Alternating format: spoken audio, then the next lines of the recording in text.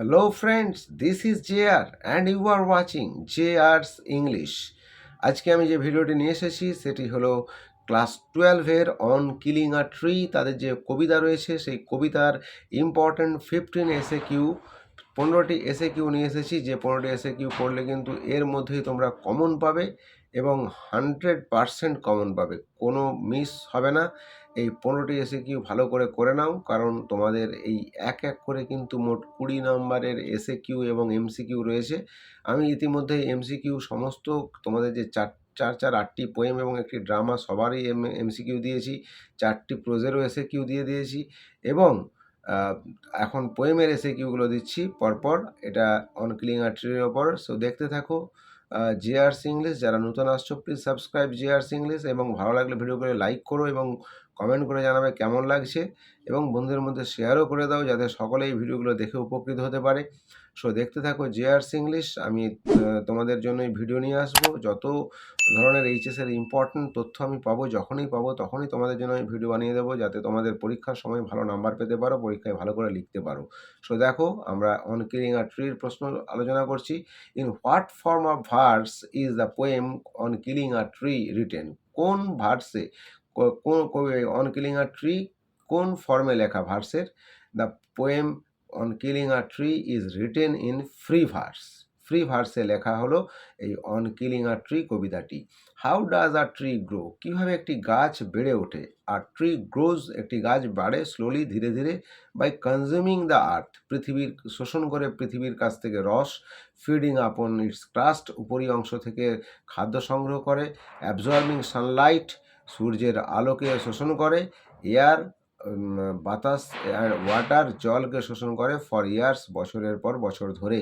এভাবেই কিন্তু একটি গাছ আস্তে আস্তে করে বেড়ে ওঠে। What does the word crust means? Crust মানেটা কি? The word crust means the top layer of the earth. Crust মানে হলো পৃথিবীর উপরিভাগের অংশ, সেই স্তরটাকে বোঝাচ্ছে crust. What does the expression leprous hide refers to? Leprous hide বলতে কি বোঝাচ্ছে? Or what is meant by leprous hide? Leprous hide মানে কি? অর্থাৎ লেপ্রাস হাইড মানে হলো দ্য এক্সপ্রেশন লেপ্রাস হাইড মানে কুষ্ঠরোগের যে উপরের অংশ চামড়া, সেটার কথা বলা হচ্ছে। কিন্তু এখানে যেটা বলা হচ্ছে সেটা হলো যে রেফার্স টু দ্য বার্ক, গাছের ছালের কথা বলা হচ্ছে, যেটা হলো probably rough and has marks, যেটাতে কিন্তু রয়েছে অমসৃণ ত্বক, তার যেটা গাছের ছাল যেমন হয় এবং তার সঙ্গে তাতে দাগ রয়েছে, সেই জন্য এটাকে দেখতে কুষ্ঠরোগীর মতো, সেই জন্য এটাকে লেপ্রাস হাইড বলা হয়েছে। What comes out from the leprous hide? Leprous hide থেকে কি আসে? Or what sprouts out of the leprous hide? এই যে গাছের ছাল থেকে কি বেরিয়ে আসে, এরকম যে তার অমসৃণ ছাল, সেখান থেকে কি আসে? সেখান থেকে দেখো, green leaves sprout out of the leprous hide. এই তার ছাল থেকে, অর্থাৎ গাছের কাণ্ড থেকে বেরিয়ে আসে সবুজ রঙের পাতা।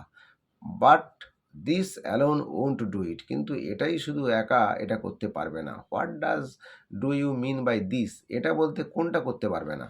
এটা বলতে কিন্তু একটি this refers to the hacking and chopping, অর্থাৎ গাছকে যদি তুমি কুচিয়ে দাও বা কিছু ডালপালা কেটে দাও, সেটা কিন্তু তোমার এই গাছকে মারতে পারবে না সম্পূর্ণভাবে।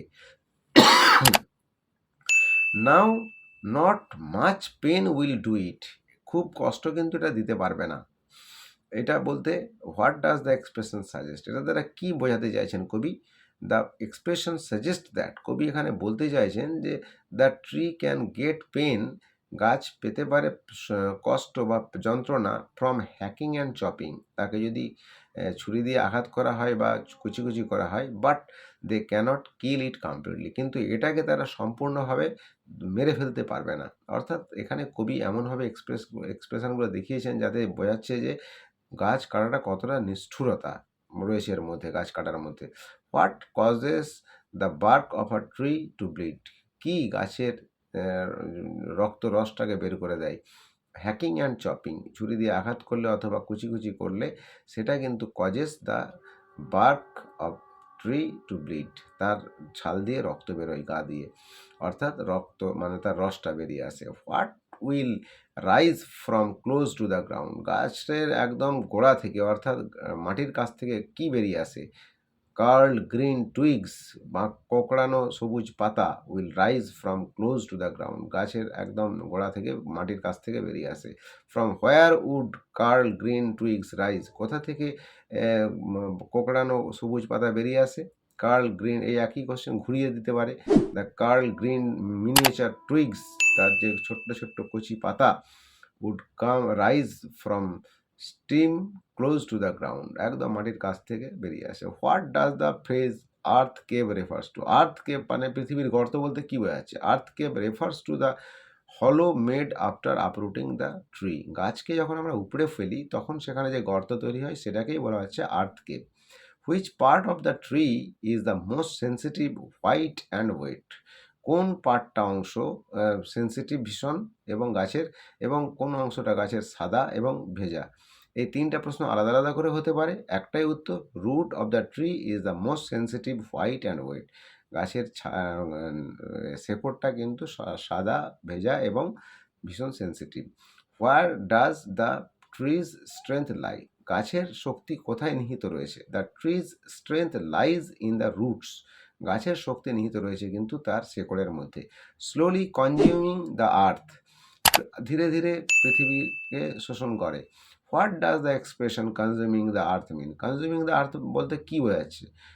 গ্রহণ করে পৃথিবী থেকে কি? Consuming the earth means drawing vital nutrients from the tree earth, গাছ পৃথিবী থেকে গুরুত্বপূর্ণ কিছু পুষ্টি শোষণ করে নেয়, সেটার কথাই এখানে বলা হচ্ছে কনজিউমিং দ্য আর্থ। হোয়াট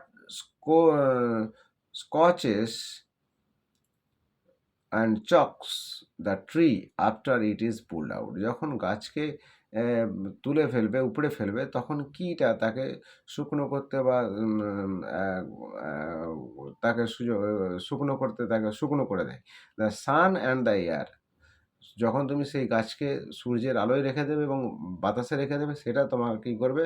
স্কর্চ, তাকে শুকনো করবে। চক, একদম কুকড়ে দেবে the tree after it is pulled out, যখন এটাকে তুমি তুলে ফেলবে, উপড়ে ফেলবে। সো এই 15 কোয়েশ্চেন্স, এগুলোই এর মধ্যে ইম্পর্ট্যান্ট, এর বাইরে কিন্তু আর প্রশ্ন হয় না। সো এই 15টা প্রশ্ন ভালো করে করলে তুমি এসএকিউ কমন পেয়ে যাবে। আশা করছি ভিডিওটি তোমাদের ভালো লেগেছে। যদি ভালো লাগে অবশ্যই যারা নতুন আসছো সাবস্ক্রাইব করবে আমার চ্যানেলটি প্লিজ, আর সেই সঙ্গে সঙ্গে লাইক করবে। তোমরা ভিডিও দেখো, লাইক করো না, লাইকও করবে প্লিজ। অনেকেই লাইক করে, অনেকে করে না। সো প্লিজ লাইক করবে, শেয়ার করবে বন্ধুদের মধ্যে, কমেন্ট করে জানাবে কেমন লাগলো। আপাতত এই পর্যন্ত, আবার তোমাদের জন্য ভিডিও নিয়ে আসবো। সো দেখতে থাকো JR's English. Take care and good by.